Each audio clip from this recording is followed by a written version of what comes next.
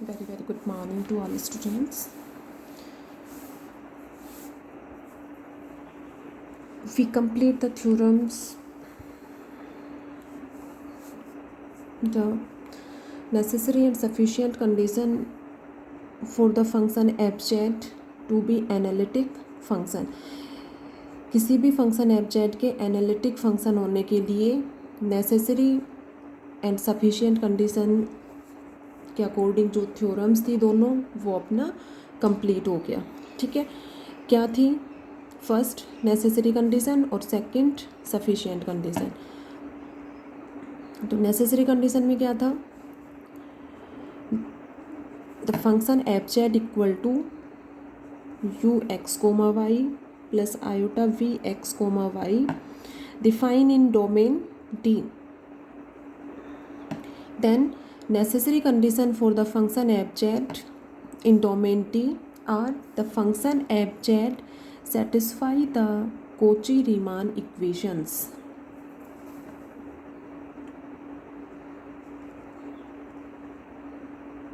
Cauchy-Riemann equations कि function जो है वो कोची रीमान इक्वेशंस को सेटिस्फाई करेगा. Del u upon del x equal to del v upon del y and del u upon del y equal to minus del v upon del x. ठीक है, तो ये तो अपना नेसेसरी कंडीशन था. ठीक है, सफिशिएंट कंडीशन कल प्रूव किया था थ्योरम. इसमें क्या बताया था? एफजेड इक्वल टू सेम यही फॉर्म था, u x y general form लिया था. U x y plus iota v x comma y is defined in domain D. Then function f z is analytic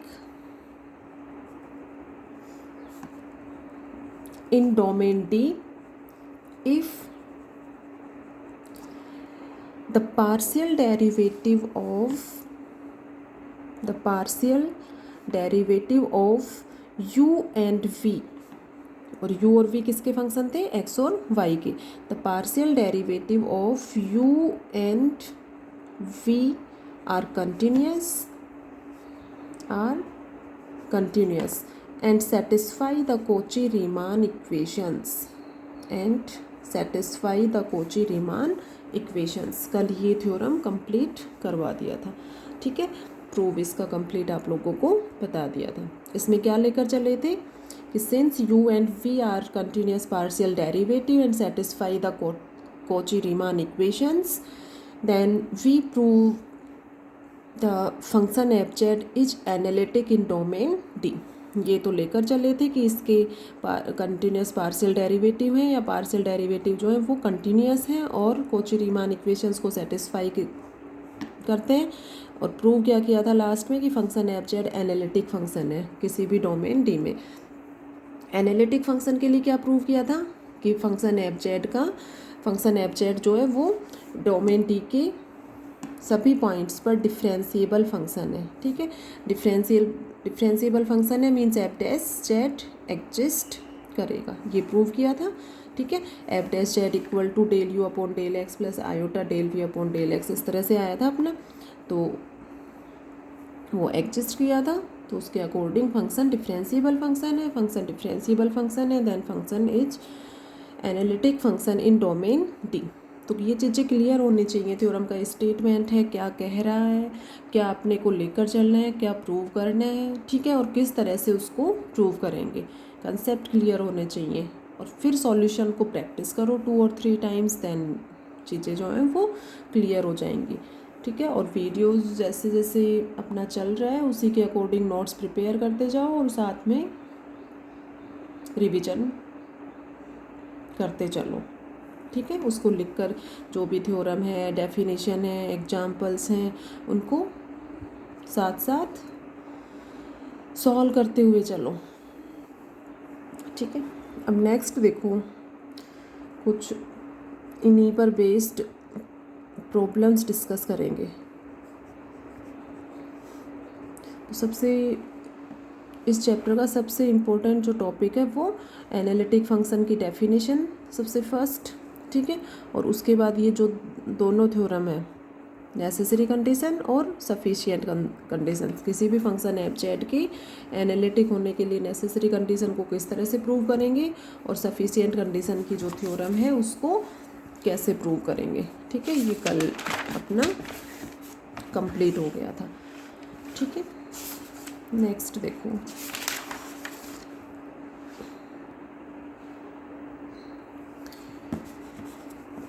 next example देखो। Prove that the function f z equal to sine x cos hyperbolic y plus iota cos x sine hyperbolic y is continuous and analytic everywhere. क्या prove करना है कि ये function f z जो है वो continuous है और सभी पॉइंट्स पर एनालिटिक फंक्शन है। एफ जेड इक्वल टू ये इस फॉर्म में दिया हुआ है, तो यहाँ से कंपेयर करोगे, किस फॉर्म में दिया हुआ है, u x y plus iota v x comma y. ठीक है, तो इससे कंपेयर करके यू एक्स वाई और वी एक्स वाई ये वैल्यूज फाइंड आउट कर सकते हो। ठीक है, तो यू एक्स वाई तो क्या हो जाएगा, sine x cos hyperbolic y, और v x comma y cos x sine hyperbolic y. ठीक है, अब जो भी ट्रिग्नोमेट्रिकल फंक्शंस होते हैं, एल्जेब्रिक फंक्शन होते हैं, ठीक है, algebraic function means x square x cube x, इस तरह से ट्रिग्नोमेट्रिकल फंक्शन, हाइपरबोलिक फंक्शन में sine hyperbolic x cos hyperbolic x ये सभी आ जाएंगे। E raise to the power x exponential functions हैं। तो ये सभी फंक्शन क्या होते हैं, हमेशा कंटिन्यूस फंक्शन होते हैं। ठीक है, अब ये यू एक्स वाई की वैल्यू क्या है, sign x cos hyperbolic Y, तो ट्रिग्नोमेट्रिकल फंक्शन और हाइपरबोलिक फंक्शन का मल्टीप्लिकेशन है, और यहाँ पर भी। ठीक है, तो ये ट्रिग्नोमेट्रिकल फंक्शन और हाइपरबोलिक फंक्शन जो है वो एवरीवेयर कंटिन्यूस होते हैं। ठीक है, तो सिंपल क्या लिखोगे, since trigonometrical functions and hyperbolic functions are always continuous function everywhere, so the function f z is continuous everywhere. ठीक है, तो फर्स्ट पार्ट तो सिंपल यही प्रूव हो जाता है कि ये एक्स और वाई के कंटिन्यूस फंक्शन है, और इसलिए यू और वी जो है वो कंटिन्यूस होंगे। ठीक है, तो अपनी लैंग्वेज में सिंपल लिख सकते हो कि since trigonometrical function and hyperbolic functions are always continuous function, so sin x cos hyperbolic y and cos x sin hyperbolic y are continuous function. So u x y or v x y are continuous function, then f z is also continuous everywhere. ठीक है,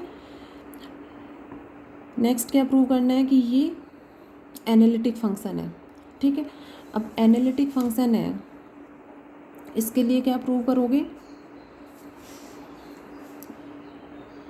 sufficient condition. Second जो theorem थी main, sufficient condition में क्या बताया था कि the function f z is analytic function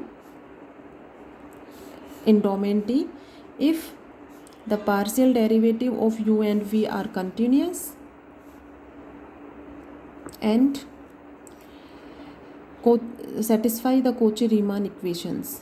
ठीक है, तो ये तो प्रूव हो गया अपना कि कोई भी function f Z analytic function कब होगा, जब इसके पार्शियल यू और वी की जो वैल्यू है वो उनके जो पार्शियल डेरिवेटिव है वो कंटिन्यूस हो। पार्शियल डेरिवेटिव का मीन्स क्या है यहाँ पर, del u upon del x, del u upon del y, del v upon del x and del v upon del y, ये सभी क्या होने चाहिए, कंटिन्यूस होने चाहिए। ठीक है, और कोची-रीमान इक्वेशंस को सेटिस्फाई करना चाहिए। तो सबसे फर्स्ट तो ये चारों वैल्यूज फाइंड आउट करोगे, यहाँ पे इजीली सभी फाइंड आउट कर सकते हो। ठीक है, सबको differentiation sine x cos x का डिफ्रेंशिएशन सबको पता है, और sine hyperbolic x d by d x sine hyperbolic x equal to cos hyperbolic x, और d by d x cos hyperbolic x, इसकी भी पॉजिटिव वैल्यू होती है। ठीक है, तो हाइपरबोलिक फंक्शंस के जो डेरिवेटिव होते हैं वो पॉजिटिव होते हैं। तो इसके अकॉर्डिंग ये 4 वैल्यूज जो हैं वो फाइंड आउट कर सकते हो इजीली। ठीक है, तो ये 4 वैल्यूज फाइंड आउट कर लिया यहाँ पे। अब ये 1 2 3 4 ये 4 वैल्यूज भी क्या है, ट्रिग्नोमेट्रिकल फंक्शंस और हाइपरबोलिक फंक्शंस का मल्टीप्लिकेशन है, जो कि हमेशा कंटिन्यूस फंक्शन होते हैं। तो ये कंटिन्यूस होंगे, तो इनके जो पार्शियल डेरिवेटिव्स हैं किसके, u और v के, the partial derivative of u and v are continuous. Clear है सभी को? तो यहाँ पर यही है कि इसके the partial derivative of u and v are continuous, so all the values are continuous function। अब इसमें देख लो, del u upon del x equal to del v upon del y, ठीक है, दोनों इक्वल हैं, और del u upon del y equal, ये दोनों इक्वल हैं बट साइन अपोजिट है, तो del u upon del y equal to minus del v upon del x. तो कोची-रीमान इक्वेशंस यहाँ पर सेटिस्फाई होती है, ठीक है। तो लास्ट में क्या रीजन दोगी कि since the partial derivative of u and v are continuous and the Cauchy-Riemann equations are satisfied, so the function f(z) is analytic function everywhere। तो थ्योरम क्लियर है, तो क्वेश्चन में उसको कैसे अप्लाई करना है वो इजीली जो है वो कर सकते हो सभी। तो इसमें क्लियर होना चाहिए कि फंक्शन को एनालिटिक फंक्शन प्रूव करने के लिए हमें क्या करना है। तो उसके लिए जो सफिशिएंट कंडीशन वाली जो थ्योरम है उसको यहाँ पर यूज करते हुए फंक्शन को एनालिटिक फंक्शन प्रूव किया है। सॉल्यूशन में कुछ नहीं है, डिफरेंशिएशन सबको आता है, ये सभी फाइंड आउट कर लोगे, u x y v x y easily बता सकते हो कंपेयर करके यहाँ पर। तो सॉल्यूशन बिल्कुल ईजी है, बट कैसे उसको थ्योरम को यूज करना है वो चीज़ क्लियर होनी चाहिए। तो डेली का जो डेट वाइज अपना लेक्चर जो है चल रहा है उसको डेली क्लियर करते हुए और साथ साथ चलोगे तो ही चीज़ें सभी क्लियर होंगी, क्योंकि एक के बाद एक जो है क्वेश्चंस थ्योरम जो है वो बेस्ड हैं। ये नहीं है कि 2 लेक्चर छोड़ दिए पीछे के और फिर आगे कर रहे हो तो फिर क्लियर नहीं होंगी चीज़ें। इसमें देखो next example, prove that the function e raise to the power x cos y plus iota sine y, तो पहले e raise to the power x को इन दोनों टर्म्स से मल्टीप्लाई कर लो, ठीक है, is holomorphic and find its derivative.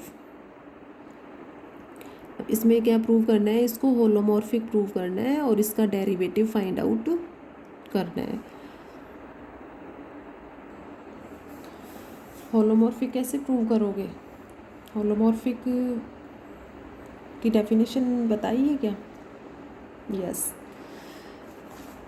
Analytic function, holomorphic function और रेगुलर फंक्शन, ये तीनों डेफिनेशन एक ही है, ठीक है। तो ये नहीं कि होलोमॉर्फिक वर्ड आ रहा है या रेगुलर आ रहा है अपना तो फिर उसमें कंफ्यूज हो जाओ कि ये तो क्या है, एनालिटिक फंक्शन तो हमने बहुत अच्छे से पढ़ा है बट होलोमॉर्फिक और रेगुलर फंक्शन जो है ये तो डेफिनेशन आई ही नहीं, कैसे प्रूव करें इसको। तो holomorphic function is also analytic function, ठीक है।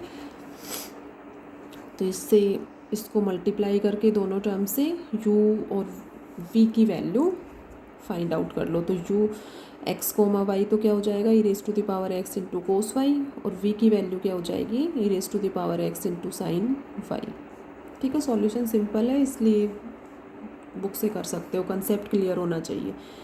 फिर आगे नेक्स्ट क्वेश्चंस आएंगे उनको सॉल्व करवाएंगे।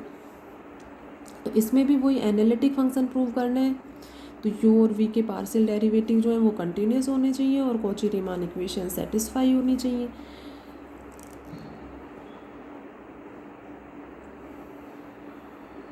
तो सबसे फर्स्ट इस क्वेश्चन में क्या था, इसमें ये पूछा था कि function f z is continuous, function f Z को कंटिन्यूस बताना था, ठीक है। तो इसलिए पहले फंक्शन एफ जेड को कंटिन्यूस प्रूव किया था, फिर इसके पार्शियल डेरिवेटिव्स को कंटिन्यूस प्रूव किया था, ठीक है। इसमें सिंपल क्या करोगे, कि पार्शियल डेरिवेटिव्स को ही कंटिन्यूस बताना है। इसने ये नहीं पूछा कि prove that the function f z is analytic is continuous function, ठीक है। तो इसलिए यू और वी फाइंड आउट करने के नेक्स्ट इसके पार्शियल डेरिवेटिव ये 4 वैल्यूज फाइंड आउट कर लो, ठीक है। साइन वाई का डिफ्रेंशिएशन कोस वाई और कोस वाई का डिफ्रेंशिएशन माइनस साइन वाई, ठीक है। ये चीज़ें सब क्लियर हैं। तो इससे यहाँ पर ये एक्सपोनेंशियल फंक्शन हो गए और ये ट्रिग्नोमेट्रिकल फंक्शन हो गए। ये सभी जो हैं वो हमेशा कंटिन्यूस फंक्शन होते हैं। तो the partial derivatives of u and v are the multiplication of the algebraic function and trigonometrical function and exponential functions are always continuous function. So the partial derivative of u and v are continuous everywhere, ठीक है। and Cauchy-Riemann equations are satisfied. Then the function f z is analytic function, ठीक है।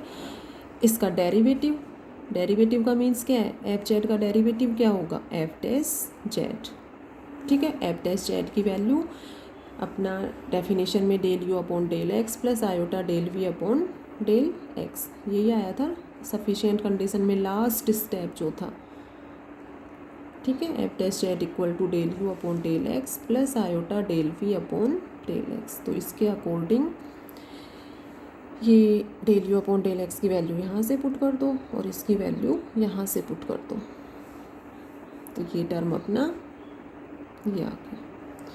E raise to the power x cos y plus iota sine y, इसको किससे represent कर सकते हो, जैसे अपना e raise to the power iota theta, Euler theorem क्या होती है, cos theta plus iota sine theta, ठीक है। तो e raise to the power iota y क्या हो जाएगा, cos y plus iota sine y. तो यहाँ पर इस टर्म को किससे रिप्रेजेंट किया है, e raise to the power iota y से, जैसे ये e raise to the power x into e raise to the power iota y, तो ये हो गया e raise to the power x plus iota y, ठीक है। तो e raise to the power z, तो एफ जेड इक्वल टू क्या आ गया यहाँ, f dash z equal to e raise to the power z. तो फंक्शन एफ जेड जो है उसके डेरिवेटिव की value e raise to the power z आ गई, ठीक है। तो इन दोनों एग्जाम्पल्स को सभी कंप्लीट करोगे।